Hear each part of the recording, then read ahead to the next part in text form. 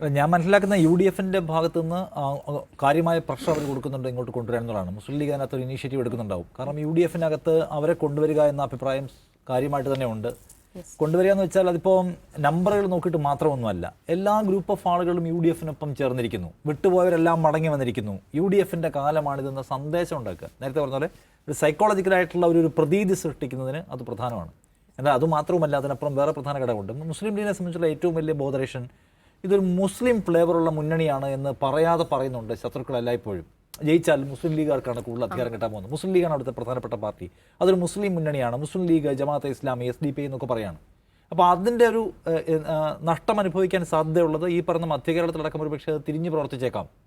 എന്ന് വെച്ചാൽ ഇത് നമുക്ക് മാണിസാറൊക്കെ ഉണ്ടായിരുന്നു, ഇപ്പോൾ മാണിസാറും ഉമ്മൻചാണ്ടിയും ഒക്കെ ഉണ്ടായിരുന്ന കാലത്തെ നമ്മുടെ ഒരു മുന്നണിയല്ല എന്നൊരു ഫീൽ ഒരു പക്ഷേ ഈ മധ്യ തിരുവിതാംകൂറിലെ ക്രിസ്ത്യൻ മൈനോറിറ്റിക്കിടയിൽ പ്രവർത്തിച്ചേക്കാം. ആ അപകടത്തിൻ്റെ സാധ്യതയെ പൂർണ്ണമായും ഇല്ലാതാക്കണം. നേരത്തെ പറഞ്ഞ പോലെ മുസ്ലിം ലീഗിന് ഇടമുള്ള, മാണി സാറിൻ്റെയും ജോസഫ് സാറിൻ്റെയും പാർട്ടികൾക്കിടമുള്ള, കോൺഗ്രസ് ഉള്ള എല്ലാ തരത്തിലും ചേർക്കപ്പെട്ട ഒരു മുന്നണിയാണ് എന്ന ഫീൽ ഉണ്ടാവണം. അത് ഏറ്റവും അതിന് അടിയന്തര ആവശ്യമായിട്ട് കാണുന്ന ലീഗാണ്. കാരണം ലീഗിൻ്റെ പേരിലാണ് ഈ ചാപ്പയും ആക്രമണവും മുഴുവൻ ഉണ്ടാകുന്നത്. ലീഗിന് അതിനെ തടുത്തു നിർത്താൻ ജോസഫ് മാണി ഗ്രൂപ്പിനെ തിരിച്ചു കൊണ്ടുവരാൻ അവർ അത്യാവശ്യമായിട്ട് അവർ കാണുന്നത്. അപ്പോൾ അതുകൊണ്ട് അവരതിന് വേണ്ടി പണിയെടുക്കുന്നുണ്ട്. ആ പ്രഷർ വർക്ക് ചെയ്യുന്നതാണ് നമ്മളിപ്പോൾ കാണുന്നത്. തിരിച്ചു പോകാം എന്ന് ഒരു കൂട്ടം ആളുകൾ അഭിപ്രായപ്പെടുന്നു. എന്നാൽ ഒരു കൂട്ടം ആളുകൾക്ക് അവിടെ നിന്ന് നിന്നാൽ മതി. ഇപ്പോൾ റോഷി അഗസ്റ്റിൻ അവിടെ മന്ത്രിയാണ്. LDF ഏറ്റവും നല്ല റാപ്പോ കീപ്പ് ചെയ്യുന്ന അദ്ദേഹമാണ്. CPM അദ്ദേഹമായിട്ട് നിരന്തരമായും ബന്ധപ്പെടുത്തുകയും നല്ല ബന്ധത്തിലുമാണ്. അവിടെ റോഷി പറഞ്ഞ് നമ്മളിവിടുന്ന് പോകേണ്ട കാര്യം ഇല്ല എന്ന്. റോഷി ആ സാധ്യതയാണ്. LDFനകത്ത് നിന്നുള്ള സാധ്യതയും ആ പാർട്ടിയുടെ തലപ്പത്തേക്കുള്ള സാധ്യതയും റോഷി കാണുന്നു. എനിക്കൊന്നും ജോസ് കെ മാണിയും റോഷിയും എടുത്ത് ഒരുപക്ഷെ ഒരു സ്കിൽഡ് പൊളിറ്റീഷ്യൻ അല്ലെങ്കിൽ കേരള കോൺഗ്രസിലുള്ള ഒരു വഴക്കം എന്ന് പറയുന്ന സംഗതി, അല്ലെങ്കിൽ അതിൻ്റെ ഒരു സാധ്യതകൾ കണ്ട് കളിക്കുക, ഇതൊക്കെ കിട്ടിയിരിക്കുന്നത് എനിക്കൊന്ന് ജോസ് കെ മാണിയേക്കാൾ കൂടുതൽ കിട്ടിയിരിക്കുന്നത് റോഷിക്കാണ്. അപ്പോൾ റോഷി അതിൻ്റെ പ്ലേ എടുക്കുകയാണ്. നെക്സ്റ്റ് നാളെ എന്തായിരിക്കും, നാളെ ആരായിരിക്കും ലീഡർ എന്ന് അദ്ദേഹം മനസ്സിൽ കണക്ക് കൂട്ടുകയാണ്. ആ റിഫ്റ്റ് അവിടെ വർക്ക് ചെയ്യുന്നുണ്ടാവും എന്ന് എനിക്ക് തോന്നുന്നു. ജോസ് കെ മാണിയെ സംബന്ധിച്ചും നേരത്തെ പറഞ്ഞ പോലെ ഈ തദ്ദേശ തെരഞ്ഞെടുപ്പിലെ പരാജയം അവർക്ക് കാനത്താടി കൊടുത്തിട്ടുണ്ട്. കാരണം അവർക്ക് ഏത് തരംഗത്തിലും തകരാത്ത ഒരു ബേസ് ഞങ്ങൾക്കുണ്ടെന്നുള്ള അവരുടെ ഡിമാൻഡ്, അല്ലെ അവരുടെ ഒരു എന്താണ് അവരുടെ ഒരു USB എന്ന് പറയുന്ന സാധനമില്ലേ, അത് പൊളിഞ്ഞു. എന്നുവെച്ചാൽ ഇപ്പോൾ അപ്പുറത്ത് ജോസഫ് ഗ്രൂപ്പിൻ്റെ സ്ഥാനാർത്ഥികൾ വിജയിക്കുന്നു. അവർക്ക് ആധിപത്യം ഉണ്ടായിരുന്ന അവരുടെ അസംബ്ലി സെഗ്മെൻറ്റുകളിലുള്ള എല്ലാ ലോക്കൽ ബോഡികളും അവർക്ക് നഷ്ടമാകുന്നു. സോ ഇനിയും തിരിച്ചു പോയിട്ടൊരു സേഫ് പ്ലേസ് ഉണ്ടാക്കുന്നത് അവർക്ക് അവരുടെ മുമ്പിലെ ഒരു ആലോചന വഴിയാണ്. പക്ഷേ അത് എന്തുമാത്രം എളുപ്പമാണെന്ന് ചോദിച്ചാൽ കോൺഗ്രസിനെ സംബന്ധിച്ച് ഇപ്പോൾ ഇവരെ വിളിക്കാൻ പറ്റത്തില്ല. കാരണം ജോസഫ് ഗ്രൂപ്പ് എഴുതിക്കുകയാണ്. ജോസഫ് ഗ്രൂപ്പ് കടുത്ത എതിർപ്പിലാണ്. ഇവരെ തിരികെ കൊണ്ടുവരാൻ കഴിയില്ല എന്ന കർശന നിലപാടിലാണ് അവരുള്ളത്. വഞ്ചനാ സമീപനം സ്വീകരിച്ചു പോയവരാണ്.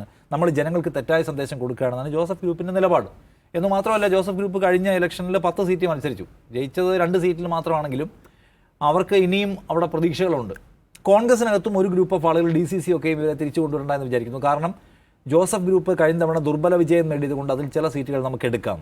ഇപ്പോൾ ചങ്ങനാശ്ശേരി വേണമെങ്കിൽ നമുക്ക് എടുക്കാം, കുട്ടനാട് നമുക്ക് എടുക്കാം. കാരണം അതൊക്കെ അവർ തോറ്റുപോയതാണല്ലോ.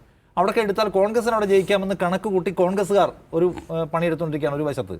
അപ്പോൾ ജോസഫ് മാണി ഗ്രൂപ്പിനെ തിരിച്ചു കൊണ്ടുവന്നാൽ മാണി ഗ്രൂപ്പ് ചങ്ങനാശ്ശേരിയും കുട്ടനാടും എന്നൊക്കെ പറഞ്ഞാൽ അവരുടെ പ്രധാനപ്പെട്ട സെഗ്മെൻറ്റ്സ് ആണ്, അല്ല അസംബ്ലി മണ്ഡലങ്ങളാണ്. അവിടെ എന്തായാലും അവർ കൊടുത്തേ പറ്റും. കോൺഗ്രസിൻ്റെ ആ സാധ്യതകളെ തടയും.